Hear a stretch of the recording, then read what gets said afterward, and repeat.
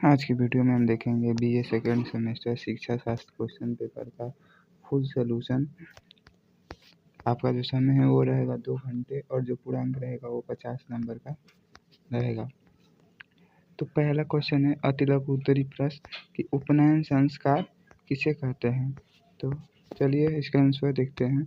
तो उपनयन संस्कार उपनयन का शाब्दिक अर्थ होता है पास ले जाना। उपनयन को विद्यार्थी का दूसरा जन्म माना जाता था और शिक्षा का आरंभ उपनयन संस्कार के बाद ही होता था। उपनयन संस्कार के बाद शिष्य जो है वो गुरु के संरक्षण में रहता था। अगला क्वेश्चन है मुगल काल में शिक्षा के क्या उद्देश्य थे। तो मुगल काल में शिक्षा के उद्देश्य थे। मुगल काल में जो शिक्षा के उद्देश्य है वो थे ज्ञान की प्राप्ति करना, नैतिक और सामाजिक चरित्र का विकास करना, धार्मिक और धर्मनिरपेक्ष दोनों विषयों का ज्ञान प्राप्त करना, विभिन्न संस्कृतियों के तत्वों को मिलाकर समृद्ध परंपराओं का निर्माण करना, व्यावसायिक शिक्षा को प्रोत्साहन देना और महान विद्वान, कवि और वास्तुकला को जन्म देना। अगला क्वेश्चन है कि वर्धा शिक्षा योजना क्या है। तो वर्धा शिक्षा योजना क्या है। तो अक्टूबर 1937 में आयोजित वर्धा शिक्षा सम्मेलन में गांधी जी ने बेसिक शिक्षा की एक नवीन योजना प्रस्तुत की। सम्मेलन में शिक्षावादियों ने गांधी जी की इस योजना पर विचार विमर्श करके एक प्रस्ताव पारित किया। प्रस्ताव पारित करने के पश्चात डॉक्टर जाकिर हुसैन की अध्यक्षता में सम्मेलन ने एक समिति गठित की जिसे जाकिर हुसैन समिति कहा जाता है। जाकिर हुसैन समिति के द्वारा प्रस्तुत शिक्षा योजनाएं वर्धा शिक्षा योजना के नाम से प्रसिद्ध है और बुनियादी शिक्षा का आधार है। अगला क्वेश्चन है कि राष्ट्रीय शिक्षा नीति 2020 क्या है। तो प्रधानमंत्री श्री नरेंद्र मोदी जी की अध्यक्षता में केंद्रीय मंत्रिमंडल ने 29 जुलाई 2020 को राष्ट्रीय शिक्षा नीति 2020 को मंजूरी दे दी है, जिससे स्कूली और उच्च शिक्षा दोनों क्षेत्रों में बड़े पैमाने पर रूपांतकारी सुधार के रास्ते खुल गए हैं। यह 21वीं सदी की पहली शिक्षा नीति है और यह 34 साल पुरानी राष्ट्रीय शिक्षा नीति 1986 की जगह लेगी। सबके लिए आसान पहुंच, इक्विटी, गुणवत्ता और वरीयता और जवाबदेही की आधारभूत स्तंभों पर निर्मित यह नई शिक्षा नीति सतत विकास के लिए एजेंडा 2030 के अनुकूल है और इसका उद्देश्य 21वीं सदी की आवश्यकताओं के अनुकूल स्कूली और कॉलेज शिक्षा को अधिक समग्र, लचीला बनाते हुए भारत को एक ज्ञान आधारित जीवन समाज और ज्ञान की वैश्विक महाशक्ति में बदलना और प्रत्येक छात्र में निहित अद्वितीय क्षमताओं को सामने लाना है। अगला क्वेश्चन है कि एकरूपता की समस्या से आप क्या समझते हैं। उत्तर,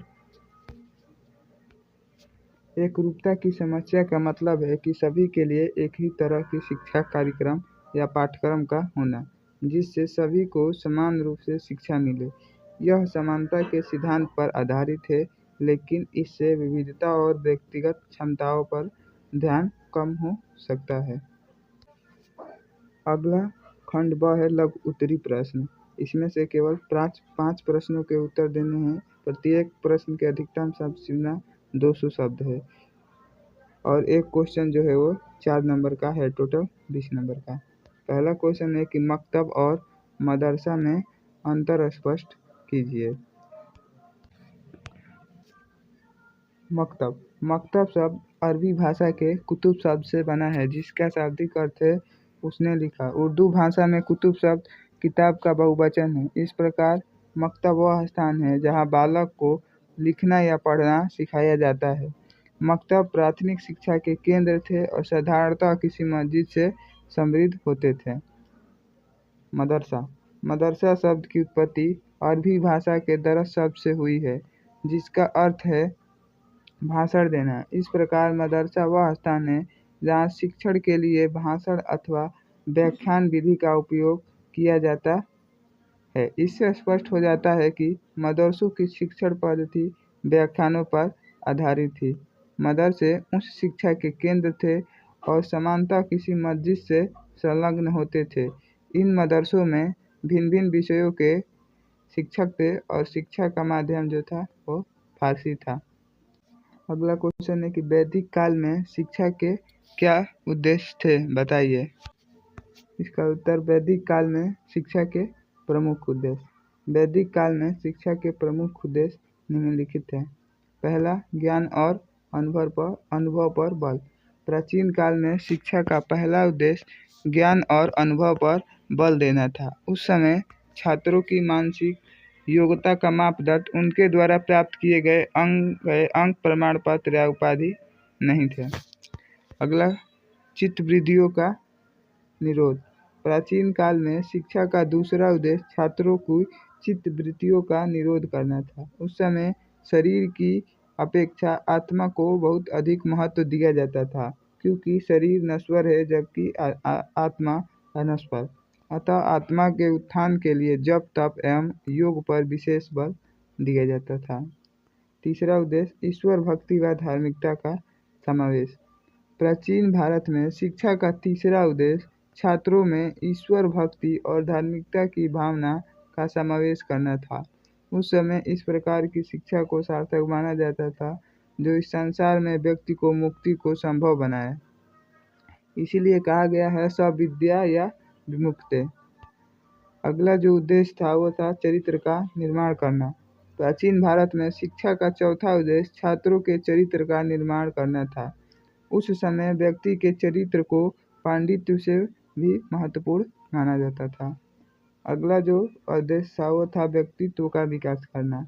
भारत में शिक्षा का जो पांचवा उद्देश्य था वो था छात्रों के व्यक्तित्व का विकास करना। अगला क्वेश्चन है कि मुगल कालीन शिक्षा के दोष क्या थे। उत्तर, मुगल काल में शिक्षा व्यवस्था में कई दोष थे। यह मुख्य रूप से धर्म और संस्कृति से जुड़ी थी, जिससे अन्य क्षेत्रों में शिक्षा का विकास बाधित हुआ। शिक्षा प्रणाली कठोर थी और इसमें लचीलेपन का अभाव था। छात्रों को चिंतन, मनन और तर्क करने की क्षमता विकसित करने के लिए पर्याप्त अवसर नहीं मिलते थे। इसके अलावा महिलाओं की शिक्षा को भी लेकर कोई विशेष व्यवस्था नहीं की गई थी। अगला क्वेश्चन है कि मैकाले के निस्पंदन का सिद्धांत क्या है। मैकाले के निस्पंदन का सिद्धांत, तो इस सिद्धांत के अनुसार शिक्षित और कुलीन वर्ग को सबसे पहले अंग्रेजी शिक्षा प्राप्त करनी चाहिए और फिर इसे धीरे धीरे निचले वर्गों तक पहुंचना चाहिए। भारत के संदर्भ में मैकाले ने प्रस्ताव दिया कि अंग्रेजी शिक्षा सबसे पहले भारतीय अभिजात वर्ग जैसे कि कुलीन वर्ग, धनी व्यापारी और उच्च जाति को प्रदान की जानी चाहिए। अगला क्वेश्चन है कि गोखले बिल पर टिप्पणी लिखिए। गोखले बिल पर टिप्पणी लिखिए। गोखले बिल 1910। गोखले का प्रस्ताव 1910 ईस्वी।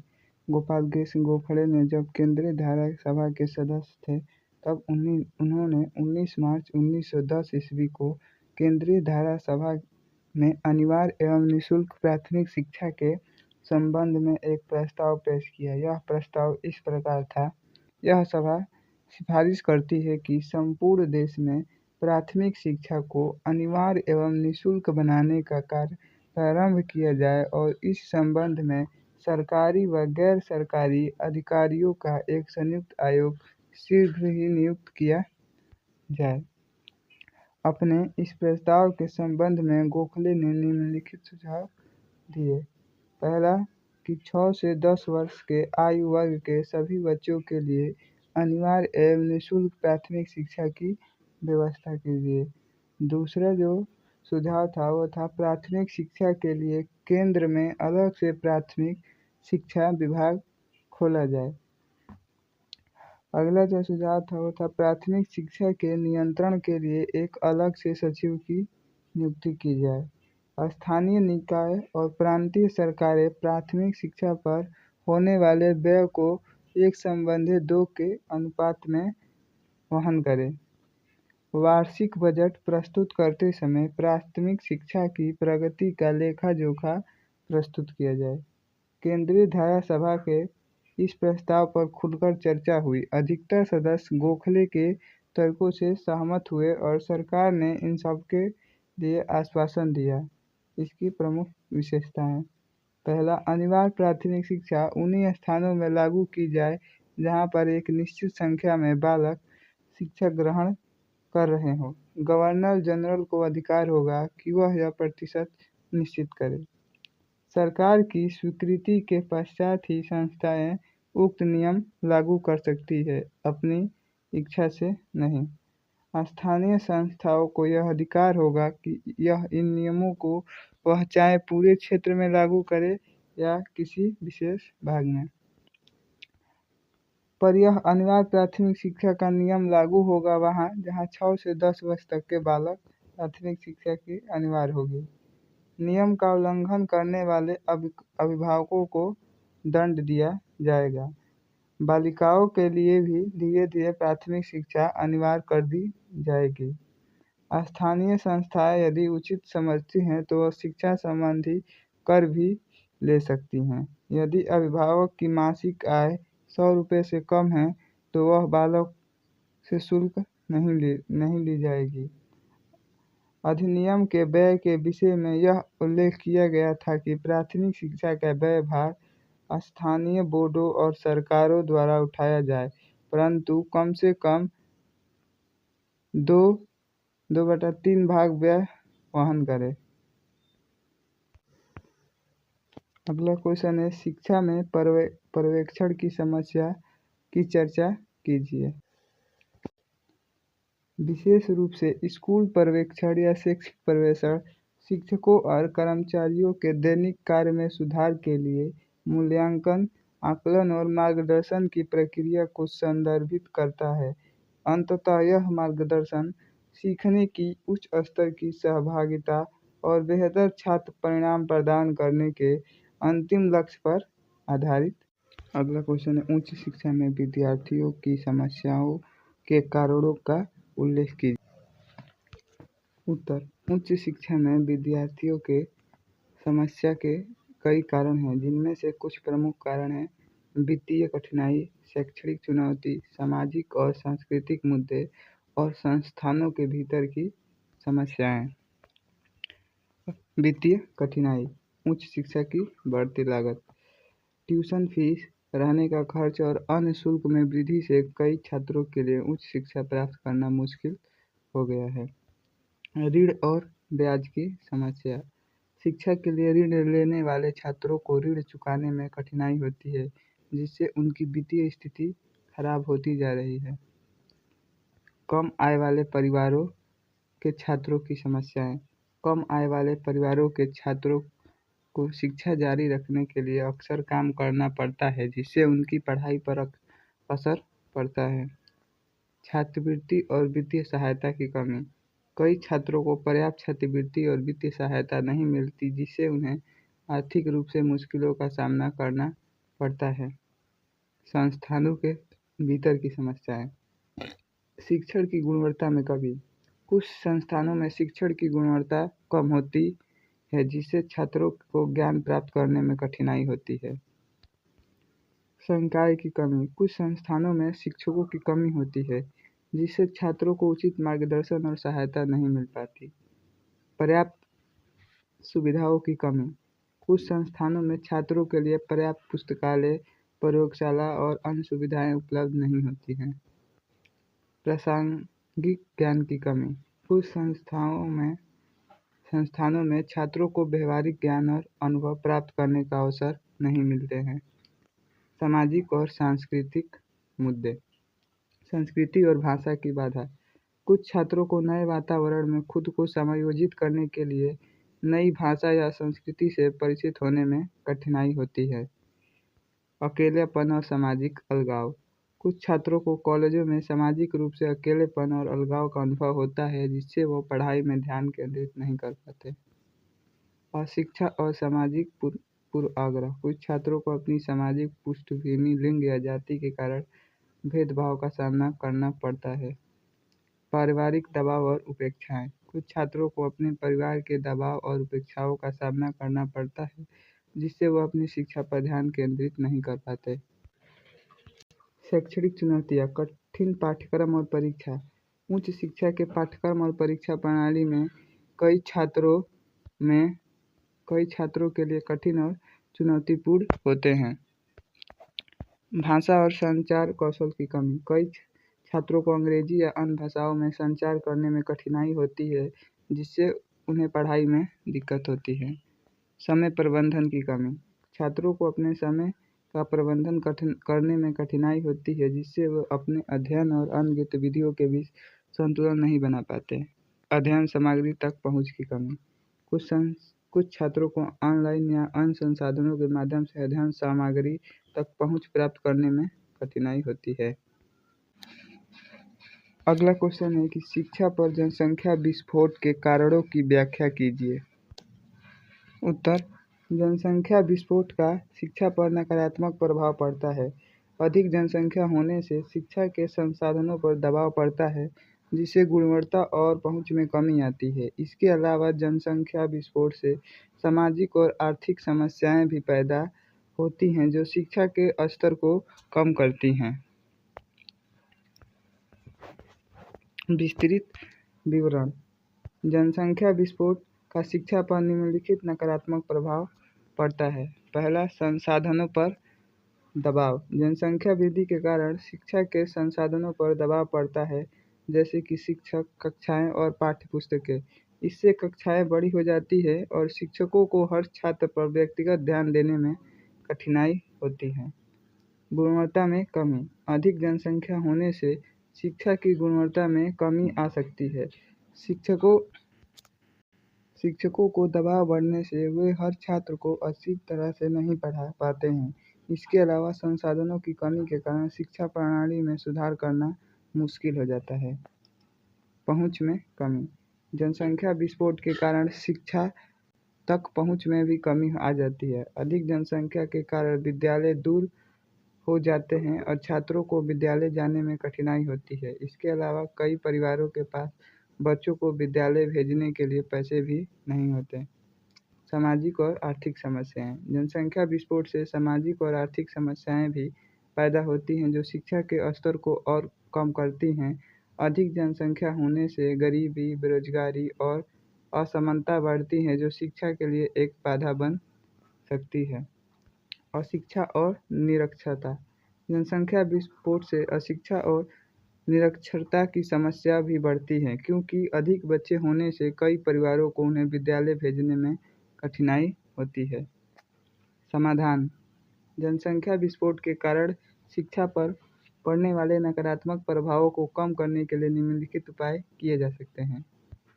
जैसे जनसंख्या नियंत्रण। जनसंख्या विस्फोट को नियंत्रित करने के लिए परिवार नियोजन और शिक्षा के माध्यम से जागरूकता बढ़ाई जा सकती है। शिक्षा में सुधार। शिक्षा की गुणवत्ता में सुधार के लिए शिक्षकों को प्रशिक्षित किया जा सकता है और विद्यालय के बुनियादी ढांचे को मजबूत किया जा सकता है। पहुंच में वृद्धि। शिक्षा तक पहुंच में वृद्धि के लिए दूर दराज के इलाकों में भी विद्यालय खोले जा सकते हैं और छात्रों को विद्यालय भेजने के लिए आर्थिक सहायता प्रदान की जा सकती है।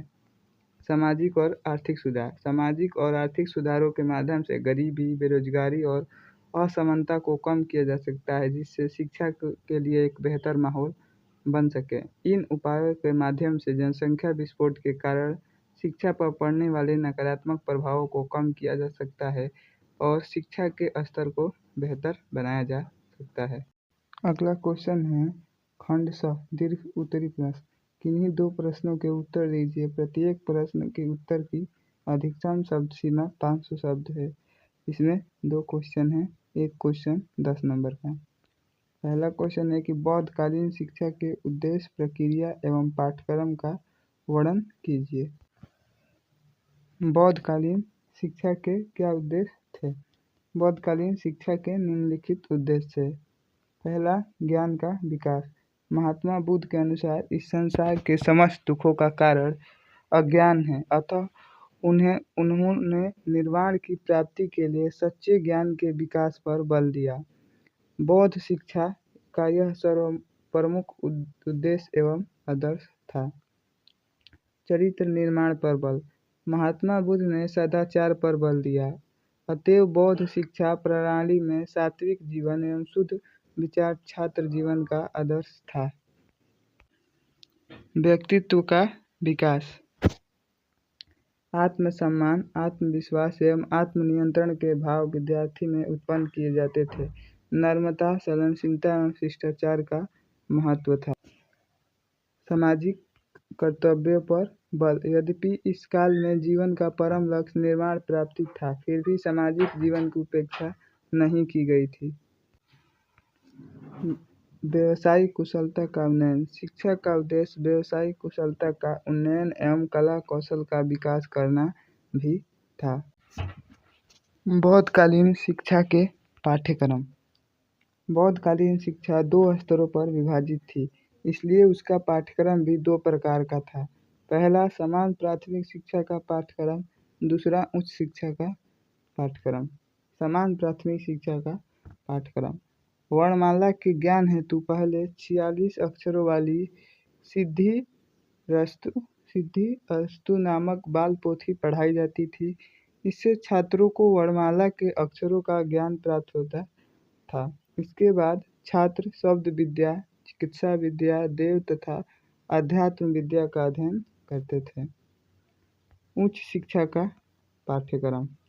उच्च शिक्षा के पाठ्यक्रम के निम्नलिखित विषय थे।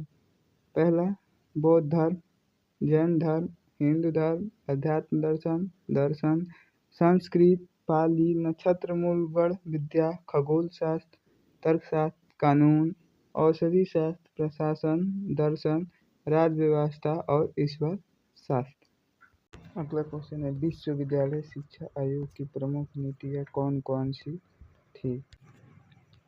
विश्वविद्यालय शिक्षा आयोग, जिसे राधाकृष्णन आयोग के नाम से भी जानते हैं, जो 1948 में स्थापित किया गया था, ने उच्च शिक्षा में सुधार के लिए कुछ महत्वपूर्ण नीतियाँ और सिफारिश दी। इन सिफारिशों में प्रमुखता से शामिल हैं: विश्वविद्यालय शिक्षा के उद्देश्य, शिक्षण कर्मचारियों की गुणवत्ता में सुधार, पाठ्यक्रम और परीक्षा प्रणाली में सुधार और अनुसंधान सुविधाएं। विश्वविद्यालय शिक्षा का उद्देश्य।